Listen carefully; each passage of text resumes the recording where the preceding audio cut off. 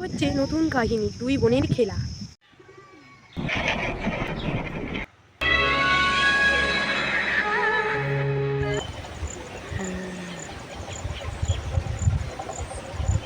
হ্যাঁ, মধ্যে অনেক শুভ শক্তি তৈরি, তার মধ্যে একটা শুভ শক্তির নাম, এর মধ্যে অনেক অশুভ শক্তি তৈরি হয়নি, এই জন্যে বুড়াই সবসময় জিতে দেয়, শুভ হারবে।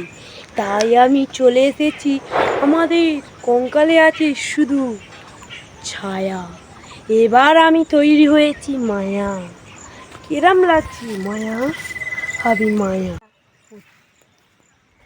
ওই তারাকে আমি ভস্ম করে দেব, কারণ আমি তো ছায়া, শক্তির বিরাজমান ওই তারাকে আমি, তাল আমায় পারতেই হবে, ওই তাল তো আমি একদিন পারবো।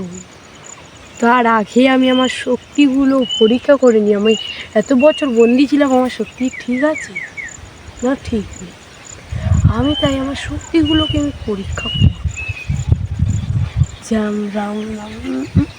একটা কালো ময়ূর শক্তি আমার উড়ায়, আমি এই কৈলাস আকাশে উড়ে বেড়াবো।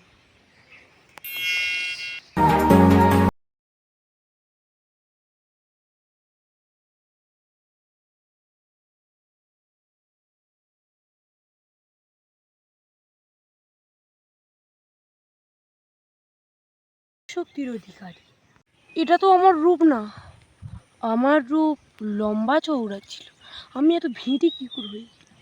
আমার আমার কি এটা কি ভ্রম করেছি?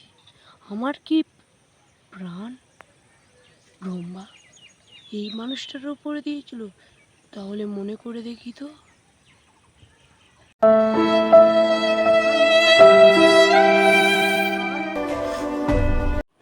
আমি মায়া, আমি আমার পাঠটা দেখিয়েছিলাম, এখন আমি আমার জাদুটাকে দেখাবো।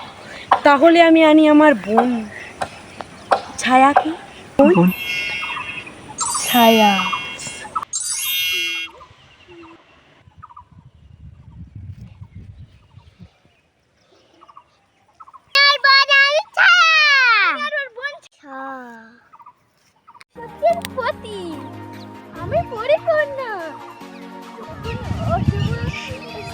অশুভ শক্তি আসলে শুভ শক্তিকে আসতেই হয়। মায়া মায়া মায়া মায়া হোগি মায়া মায়া। ছায়া হোগি ছায়া ছায়া।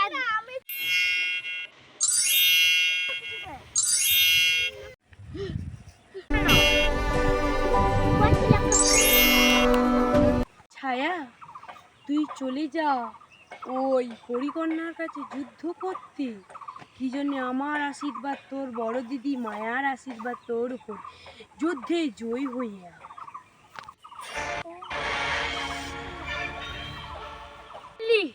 তোকে আমি এবার পুড়িয়ে ভস্ম করে দেবো। আমি এবারে পরিকন্যাকে ছাড়বো না, কি জন্য? আমি পরিকন্যাকে ছাড়বো না, কি জন্যে? আমি তো মায়া।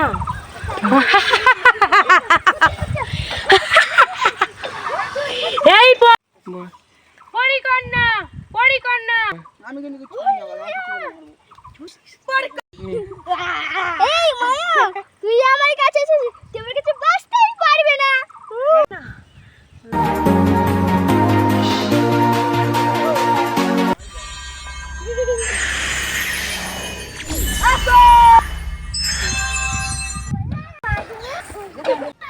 এই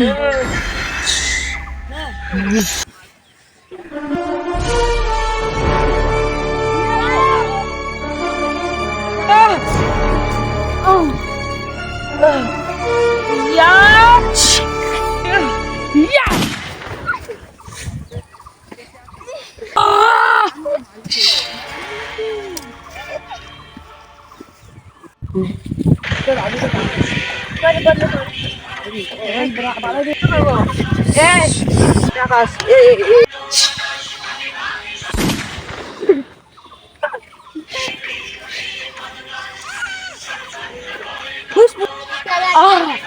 আহ! আমি আবার অশুভকে তৈরি করে যাব, ভাবিস না যে আমি চলে যাচ্ছি। আমি আমার শক্তি দিয়ে অশুভকে তৈরি করে যাব। আমি এই যে শক্তি দ্রব্যটা দিয়ে আমি আবার একজনকে তৈরি করবো। এটা যে উড়াবে সেই অশুভ।